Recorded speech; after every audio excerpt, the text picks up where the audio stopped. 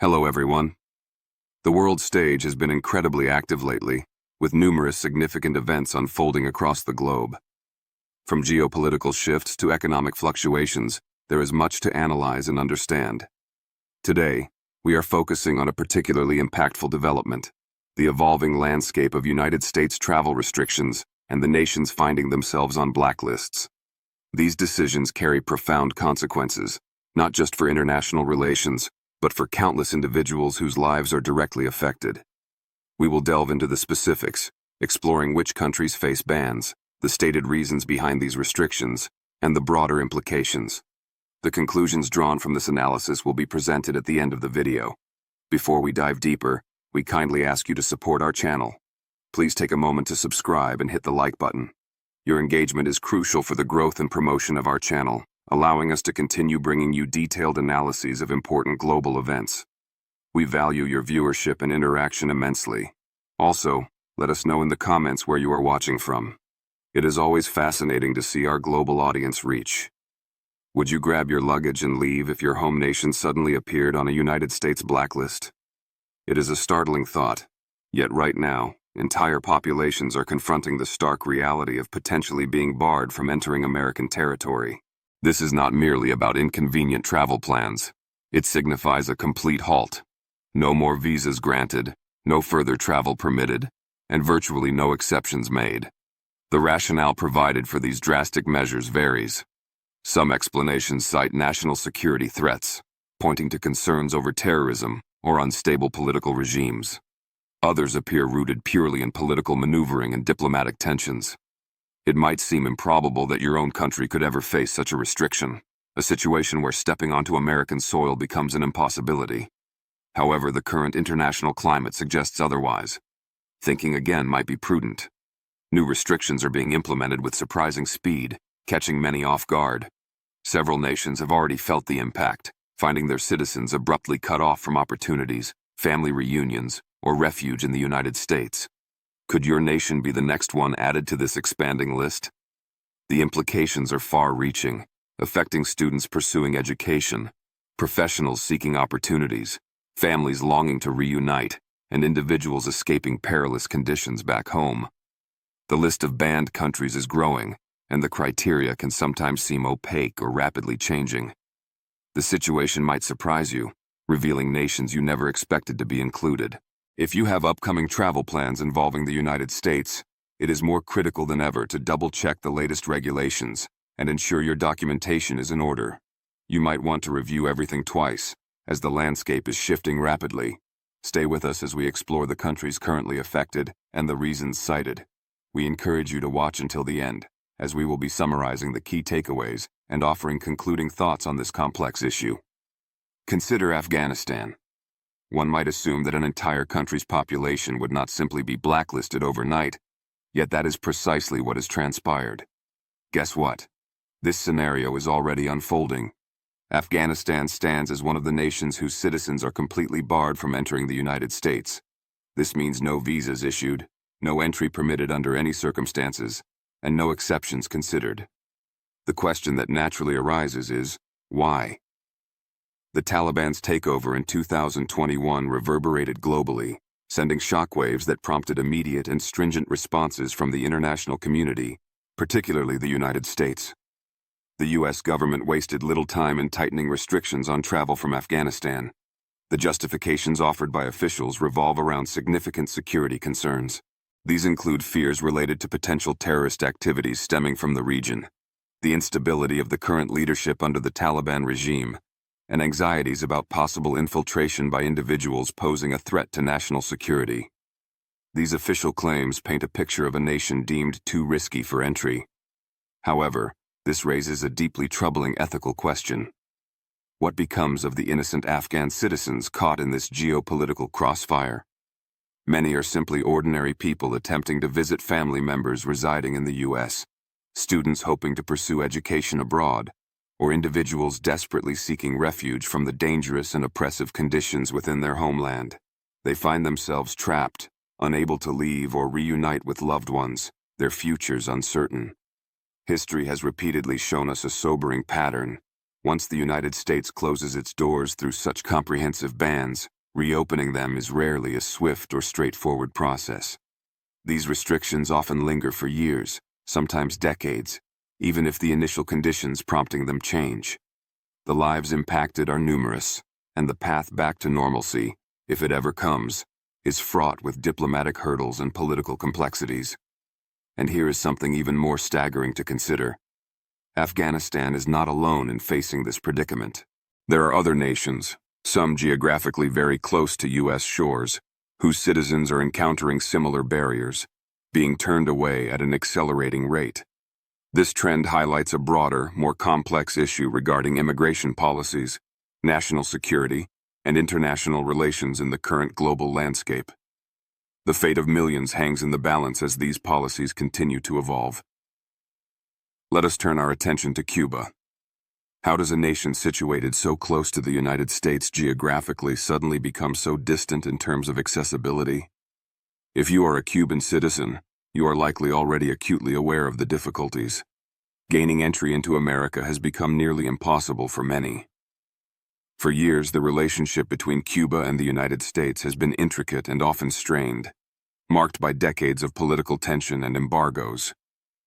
However, following recent political shifts and policy changes, the situation has become even more challenging. Visa denials for Cubans have skyrocketed, creating significant obstacles for those wishing to travel to the U.S. There was a time when some Cubans could travel more readily for various reasons, perhaps for work opportunities, educational pursuits, or the deeply personal need to reunite with family members living in the United States. These journeys represented vital connections and life-changing possibilities. But now, many find themselves stuck, their aspirations and family ties severed by tightening restrictions. It is important to understand that this situation is not solely about political disagreements between governments, although that certainly plays a major role. It is fundamentally about who holds power and the policies they choose to implement. U.S. officials assert that their stricter measures are aimed at curbing illegal immigration and addressing national security risks. They point to concerns about the Cuban government and potential threats as justification for the heightened scrutiny and increased visa denials. However, numerous critics and affected individuals argue that these policies disproportionately punish ordinary Cubans. They contend that average citizens, who often have little influence over their government's actions, are bearing the brunt of these restrictions, penalized for geopolitical matters far beyond their personal control. Families remain separated, educational dreams are deferred, and professional opportunities are lost. This leads to a critical question with no easy answer. Will Cuba ever be removed from this list of restricted nations?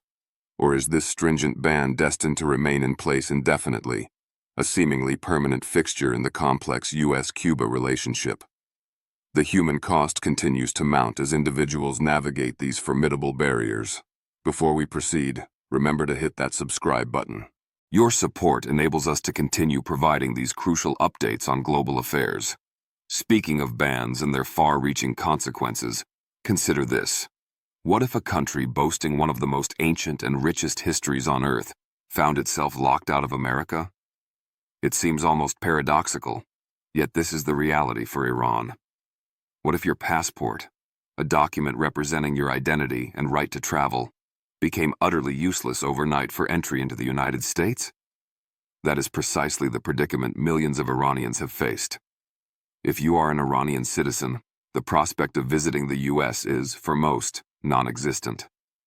Forget about it. You are effectively banned. You might be taken aback by how long this specific restriction has been enforced. It is not a recent development. Since 2017, Iranians have been largely locked out under America's travel ban policies. This extensive period highlights the deep-seated nature of the diplomatic rift.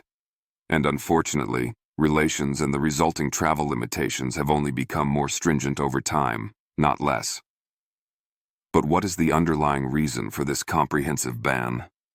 The official justification provided by the United States government points towards a combination of serious concerns.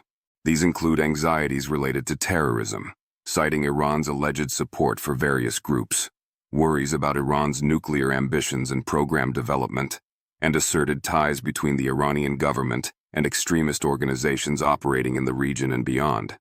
However, behind these official statements lies a complex human reality. Ordinary Iranians, students eager to study at American universities, doctors seeking advanced training or collaboration, families longing to reunite with loved ones, are all caught in the crossfire of these geopolitical tensions. Imagine being a bright student accepted into a prestigious U.S. university, your dreams within reach, only to have your visa application denied or revoked due to your nationality. Consider the heartache of families separated by continents, unable to visit sick relatives or celebrate milestones together. These are not abstract policy points. They are the lived experiences of millions affected by the ban. Furthermore, the situation extends even to Iranian Americans, individuals who were born and raised in the United States, holding U.S. citizenship. Despite their American nationality, they often face extreme scrutiny and invasive questioning when traveling, simply because of their heritage or family origins. Extra screenings, lengthy interrogations, and sometimes even temporary detainment at airports become potential hurdles, all stemming from where their parents or ancestors were born. Now, the U.S. isn't solely concerned with Iran's political actions. It's also about geopolitical influence. Iran possesses strong alliances, engages in significant trade deals, and maintains a growing military presence in its region. The United States perceives these factors as a direct threat to its interests and security. Consequently, instead of narrowly targeting specific individuals or politicians deemed problematic, the U.S. has implemented broad measures that effectively shut out entire families, aspiring students, and skilled professionals. The question lingers: will Iran ever be removed from this blacklist, or is this a permanent state of exclusion? The global community continues to watch as these complex dynamics unfold. Let us consider Libya. How does one impose punitive measures on a nation already fractured and struggling to maintain basic stability? If you are the United States, the approach has been to effectively shut down all travel originating from Libya. Once a nation with potential and resources, Libya now ranks among the most unstable countries globally. The period following the fall of Muammar Gaddafi in 2011 plunged the country into profound and enduring chaos. The power vacuum led to fragmentation, with multiple factions and governments vying for control. Today, the country remains deeply divided. Various groups claim authority over different regions. Armed militias exert significant influence, and violence is an unfortunate part of daily life for many Libyans. Amidst this turmoil, establishing security and order remains an immense challenge. Instead of offering substantial aid or pathways for those seeking safety, the United States has largely cut off travel ties. But it is crucial to remember, this complete restriction was not always the case. There was a time when Libyans could travel to America with relative freedom. Students pursued education, workers sought employment opportunities, and tourists explored the country. However, the political landscape shifted dramatically. Now, if you are Libyan, gaining entry into the U.S. is practically impossible.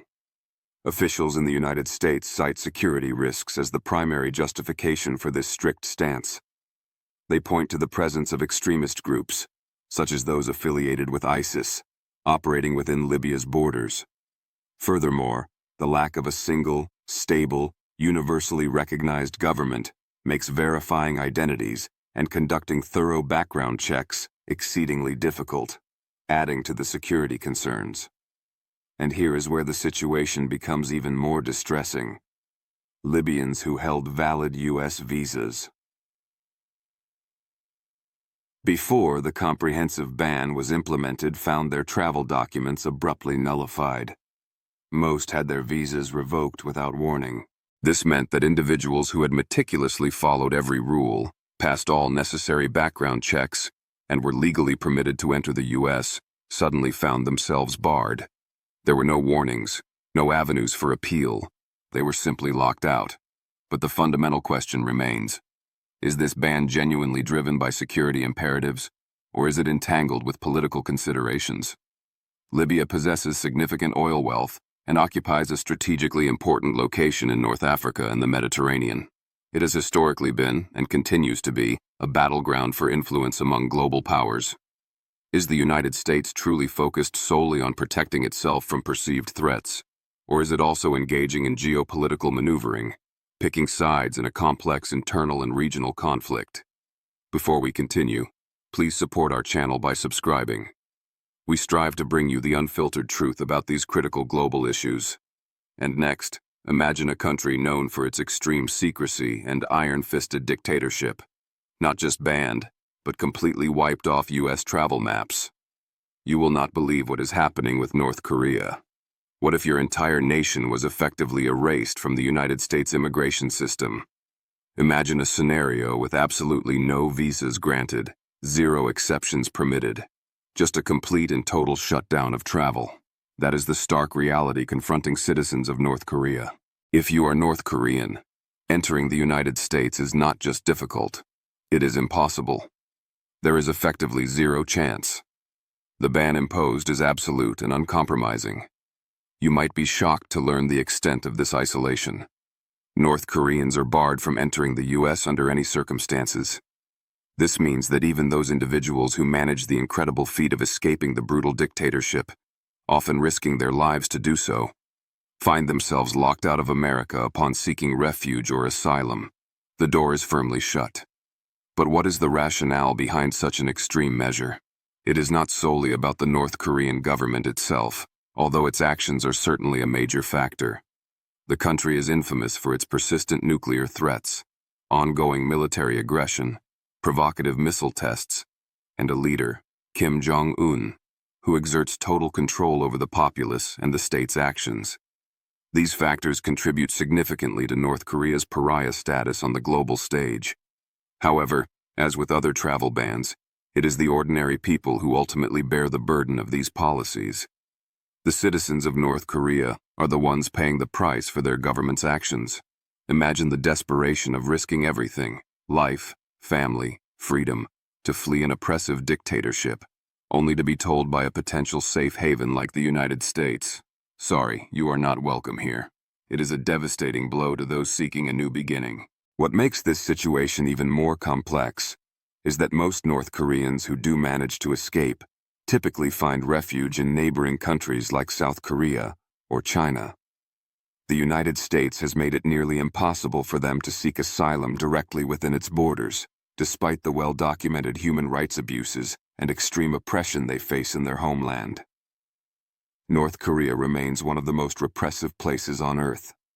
Even individuals with established family ties in the United States, relatives who are American citizens, cannot obtain permission to visit. The U.S. government appears to view every North Korean, regardless of their individual circumstances or opposition to the regime, as a potential security threat. This blanket approach applies even though the vast majority are simply individuals struggling to survive under an extraordinarily difficult regime. So what does the future hold? Will this absolute ban ever be lifted? Or is North Korea destined to remain one of the most isolated nations on the planet, completely severed from any form of travel or engagement with America? The situation seems entrenched, with little prospect for change in the foreseeable future. And speaking of countries struggling to escape chaos, our next nation has been torn apart by civil war, terrorism, and a government that barely exists. Let us discuss Somalia. What if your place of birth alone was sufficient grounds to be permanently barred from entering America? It is a harsh reality, but for Somali citizens, this is essentially the case. Regardless of who you are as an individual, where you might currently reside, or how impeccable your personal record might be, simply being born in Somalia places you on the United States blacklist. There are virtually no pathways for entry. But why has Somalia faced such stringent restrictions? The country is widely regarded as one of the most dangerous and unstable places in the world. For decades, Somalia has been ravaged by civil war, leaving a legacy of destruction and fragmentation. Compounding this instability is the significant presence of powerful terrorist organizations, most notably Al-Shabaab, an extremist group with links to Al-Qaeda. This group controls significant territory, and poses a constant threat, both domestically and regionally. Furthermore, the central government in Somalia struggles to maintain control and exert authority throughout the country, leading to ongoing insecurity and a lack of basic services for much of the population. These factors combined have created a country perpetually in crisis. In response, the United States has slammed the door shut on travel from Somalia. However, the most shocking aspect of this ban is its impact on ordinary people. Not every Somali citizen is a threat or affiliated with extremist groups. In fact, a vast number are refugees, desperately fleeing the very war zones and violence that define their homeland. They are seeking safety, stability, and a chance to rebuild their lives elsewhere. Among them are doctors, students, families, individuals with aspirations and connections, denied entry simply because of their origin. Imagine the plight of families separated by this ban, unable to reunite. Think of students whose educational dreams are shattered, or professionals unable to pursue opportunities abroad. They are denied entry just because of where they were born. What makes the situation even more complex and arguably unfair is the reality for Somali Americans. These are individuals who possess United States citizenship, yet they often face extreme scrutiny and suspicion when traveling. Routine activities like airport checks, border crossings, or even renewing a passport can turn into nightmarish ordeals involving extensive screenings and interrogations. Why? Because the U.S. government considers Somalia a high-risk nation, and anyone with ties to it, even U.S. citizens, is subjected to heightened scrutiny. Is this genuinely about security, or is it influenced by politics? The United States has active military operations in Somalia, including drone strikes and intelligence missions, reflecting significant strategic interests in the region. Instead of focusing aid efforts on helping civilians caught in the conflict, the policy has been one of exclusion, effectively locking them out. The critical question remains, will Somalia ever be removed from this restrictive list? Or is this a permanent sentence for innocent people caught in the devastating crossfire of conflict and geopolitical interests? Before we move on, please hit that subscribe button so we can keep bringing you the truth about what is really happening in the world. And next, what if I told you that a country once full of promise is now in total collapse, with its citizens desperately trying to leave, but the U.S. will not let them in? You won't believe what's happening in Sudan. Consider Sudan. What if your nation was engulfed in total collapse, yet offers of assistance were scarce and escape routes were blocked? Imagine you are fleeing widespread war, utter destruction, and the looming threat of starvation, only to discover that the United States has completely banned you from entry. This encapsulates the brutal reality faced by the citizens of Sudan today. You would be utterly shocked to know that Sudan, a country with a rich history, was once viewed as a nation full of potential and promise. However, the current situation is dire. The country is a battleground. Since April 2023, a vicious conflict has erupted between the Sudanese Armed Forces, SAF, and the Paramilitary Rapid Support Forces, RSF. This power struggle has turned the country into a devastating war zone. Thousands of lives have been tragically lost. Millions have been forcibly displaced from their homes, fleeing the violence and seeking safety wherever they can find it. Yet, if you are Sudanese, the doors to the United States remain firmly shut. The U.S. government will not even consider allowing you entry, despite the catastrophic circumstances. It is worth noting that relations were not always this fraught. Sudan and the United States once maintained diplomatic ties. However, that relationship deteriorated significantly, culminating in Sudan being designated as a state sponsor of terrorism. Although Sudan was officially removed from this list in 2020, the damage to its international standing and the subsequent impact on its citizens' ability to travel persisted. When the latest devastating war broke out, the U.S. response was not one of refuge. Instead of just closing its doors, the U.S. administration left Sudanese visa holders stranded, abruptly canceling their travel plans overnight.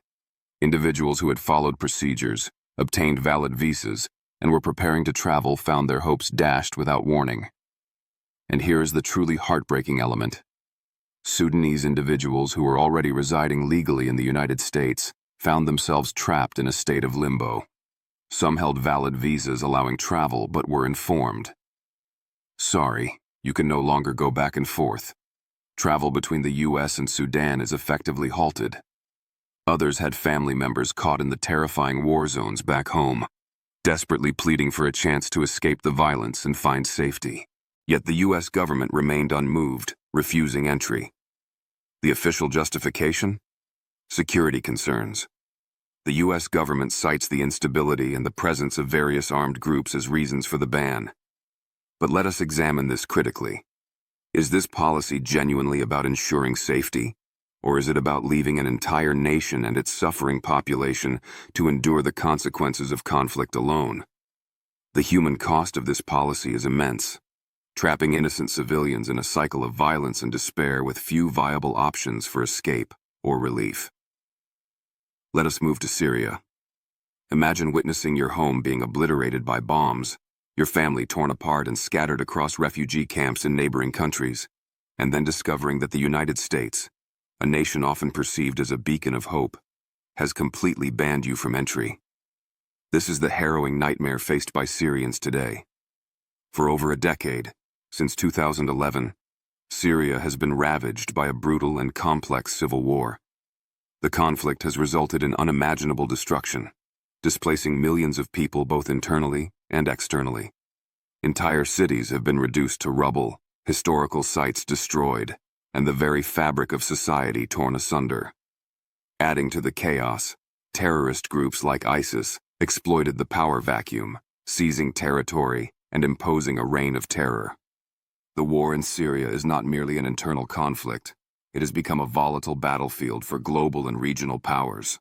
Russia, the United States, Iran, and Turkey have all played significant roles, backing different factions and pursuing their own strategic interests. This international involvement has only prolonged the suffering and complicated any potential resolution. Everyone has had a hand in the destruction, contributing to the immense tragedy unfolding in the country. Yet, tragically, the primary victims of this protracted conflict are the civilians, the ordinary Syrian people. They are the ones enduring the bombings, the displacement, the loss of loved ones, and the daily struggle for survival. Millions have fled the country, seeking refuge in neighboring nations or attempting perilous journeys further afield. However, instead of offering sanctuary and support to those fleeing unimaginable violence, the United States has effectively locked them out. And guess what? Even Syrians who are already legally residing in the U.S. often find themselves in a precarious position, facing constant fear and uncertainty. Many have had asylum applications denied, essentially being told to return to a country that barely exists anymore, a place ravaged by war and lacking basic security. What is particularly shocking is the situation for Syrian Americans. Even those who are U.S. citizens often face intense scrutiny and suspicion simply due to their heritage. Many have family members trapped in Syrian war zones, unable to escape because U.S. immigration policies have made entry nearly impossible. Imagine the anguish of knowing your loved ones are in constant danger, yet being powerless to bring them to safety because of bureaucratic hurdles and restrictive bans. Some Syrians had even secured approved visas, only to have them revoked at the last minute, shattering their hopes for refuge or reunification. The U.S. justifies these measures by citing security concerns related to the ongoing conflict and the presence of extremist groups.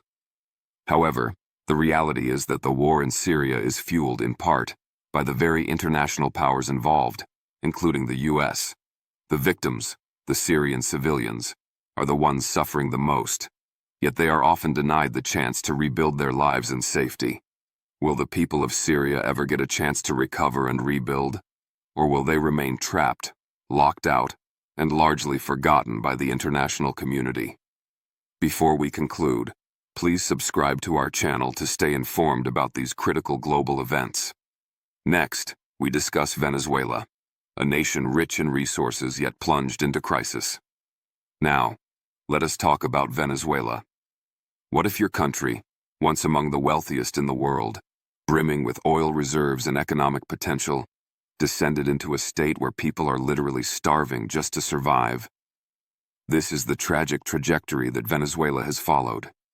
You would be utterly astonished to know that Venezuela used to be an economic powerhouse in Latin America. Its vast oil reserves fueled a booming economy, making it one of the most prosperous nations in the region. However, the situation today could not be more different. The country is mired in a deep and prolonged crisis, characterized by hyperinflation, that renders the currency virtually worthless, severe food shortages leaving millions hungry, and pervasive government corruption that has crippled the nation's institutions and economy. This combination of factors has created a humanitarian disaster of immense proportions. Millions of Venezuelans have been forced to flee their homeland in search of better conditions, food, medicine, and basic security. It is one of the largest displacement crises in the world today. But if these desperate Venezuelans are hoping to find refuge or opportunity in the United States, they face a harsh reality and a rude awakening. America has implemented severe restrictions on visas for Venezuelans, making entry into the country exceedingly difficult, almost impossible for most. And here is where the situation becomes even more complex and politically charged. Venezuela's crisis is not just about poverty or economic mismanagement. It is deeply intertwined with politics. The United States has openly and strongly opposed the government of Nicolás Maduro, imposing crippling sanctions that, while intended to pressure the regime, have undoubtedly exacerbated the suffering of the Venezuelan people. Instead of offering pathways for Venezuelans to escape the crisis, these restrictions have effectively trapped many within the country, or forced them into perilous, irregular migration routes. Guess what? Even those Venezuelans who already possess valid U.S. visas are not necessarily safe from these policies. Many individuals who are legally permitted to enter the United States have found their visas revoked abruptly, often overnight, leaving them stranded or unable to travel.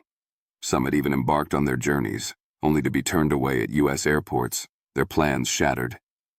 And the most shocking part of this crisis? It is so severe, so desperate, that some Venezuelans have felt compelled to risk everything, undertaking incredibly dangerous journeys just to reach the United States border. Thousands have walked through the treacherous Darien Gap, a dense and perilous jungle connecting South and Central America, considered one of the most hazardous migration routes globally. They undertake this life-threatening trek because the formal legal pathways for entry into the U.S. have been effectively shut down for them. So, will Venezuela ever recover from this devastating crisis? Will its people, caught in the crossfire of internal turmoil and international politics, ever find relief? Or will they remain blocked from the very countries that could offer safety and a chance to rebuild, victims of policies that restrict their movement despite the dire circumstances they face? There you have it. 10 countries whose citizens face significant bans or complete exclusion from entering the United States. As we have seen, the reasons cited are varied and complex. Some bans are attributed to ongoing wars and instability, like those affecting Syria, Yemen, Somalia, Libya, Sudan, and Afghanistan. Others are deeply rooted in long-standing political tensions and diplomatic standoffs, as seen with Iran, Cuba, and North Korea. And some, like Venezuela's case, highlight a complex interplay of economic collapse, political opposition, and ensuing humanitarian crises. In many instances, the justifications blend security concerns with overt political strategy. One undeniable truth emerges from this analysis. Millions of innocent people are profoundly affected by these policies. Families are separated, educational opportunities are lost, professional careers are stalled, and individuals fleeing violence or persecution are denied refuge. Students accepted into universities, professionals with job offers, and people simply trying to visit relatives find their paths blocked, often with little warning or recourse. The human cost is immense, and often overshadowed by the geopolitical narratives. Whether these bans are truly justified by national security needs or are primarily tools of political leverage remains a contentious debate. What is clear is that the impact falls heavily on ordinary citizens who often have no control over the actions of their governments or the conflicts engulfing their homelands. They are caught in the middle, their lives and futures dictated by decisions made in distant capitals. What are your thoughts on these travel bans? Do you believe they are necessary measures for national security, or do they represent an unfair punishment for entire populations? Let us know your perspective in the comments below. We appreciate you watching and encourage you to continue engaging with these important global issues. Thank you for joining us on our channel. Stay informed.